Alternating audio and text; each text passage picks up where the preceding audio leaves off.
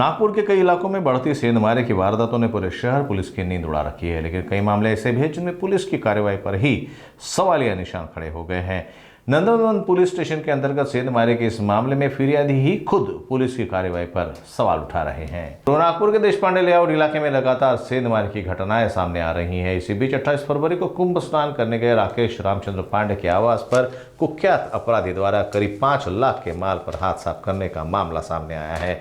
इस घटना में नंदनवन पुलिस स्टेशन में मामला दर्ज कराया गया, लेकिन जब राकेश पांडे मामले की रिपोर्ट दर्ज कराने पहुंचे तब पुलिस ने टाल मटोल करते हुए उन्हें दूसरे दिन बुलाया। दूसरे दिन भी उन्हें एक FIR लिखवाने के लिए करीब 5 घंटे तक इंतजार करना पड़ा। इसके बाद भले ही पुलिस ने मामले की रिपोर्ट दर्ज की है, लेकिन पुलिस की कार्यप्रणाली पर ही सवाल खड़े हो गए हैं, जबकि CCTV फुटेज से भी आरोपी की पहचान हो चुकी है। फिर भी पुलिस ने अब तक आरोपी के खिलाफ कोई ठोस कदम नहीं उठाया है। ऐसे में जनता भी सोचने पर मजबूर है कि आखिर जाए तो कहां जाए।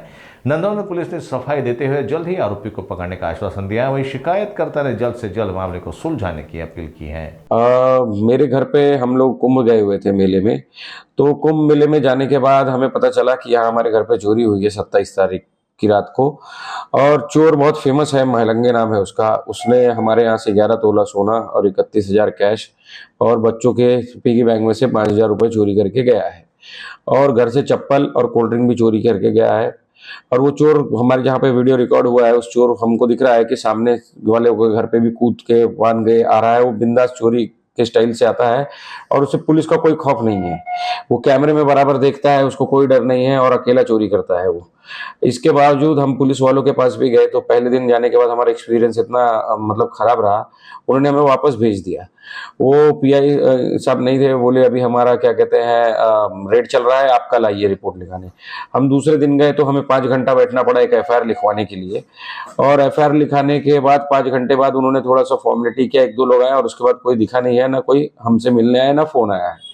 तो हमारी रिक्वेस्ट है पूरे प्रशासन से और CP साहब से कि हमारा माल जो भी गया हुआ है हमें न्याय दें और जल्द से जल्द हमारा सामान जितने जल्दी हो सके उतना दे दें, मिल जाए। और उसका कुछ सामान था जो औजार लेके आया था, ऐसा खतरनाक औजार के साथ घुसता है।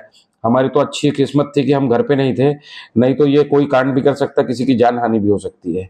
और ये बिंदास घूमता है और जिस तरह से पूरे देशपांडे लेआउट में 5-6 घर में घुसने की कोशिश की है, तो मुझे लगता है कि ये या तो ये सातिर है या तो इसकी कोई साठगांठ है, जो पुलिस वालों से इसको खौफ नहीं है और पूरे शहर में दहशत मचा के रखा है। तो हमें CP साहब से एक रिक्वेस्ट है कि ऐसे आदमी को जेल के बाहर नहीं, जेल के अंदर होना चाहिए, जबकि इसका पूरा रिकॉर्ड पुलिस वालों को मालूम है, फिर भी इसको पकड़ने में इतनी देरी क्यों हो रही है।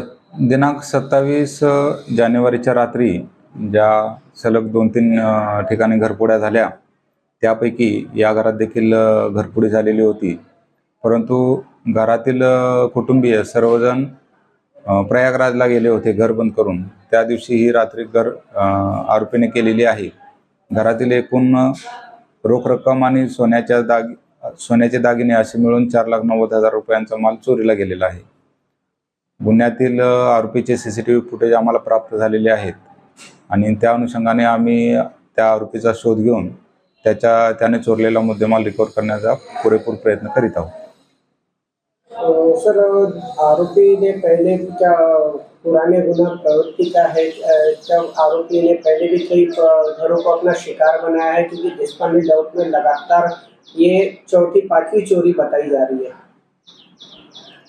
फुटेजवरून आरोपी हा सराईत गुन्हेगार असल्याचे दिसत आहे आणि आरोपीचे नाव देखील आम्ही निष्पन्न केलेले आहे आणि त्या आरोपीचा सध्या शोध घेऊन त्याला ताब्यात घ्यायचा आणि त्याच्याकडून त्याने चोरी केलेला माल रिकवर करण्याचा प्रयत्न करीत आहोत।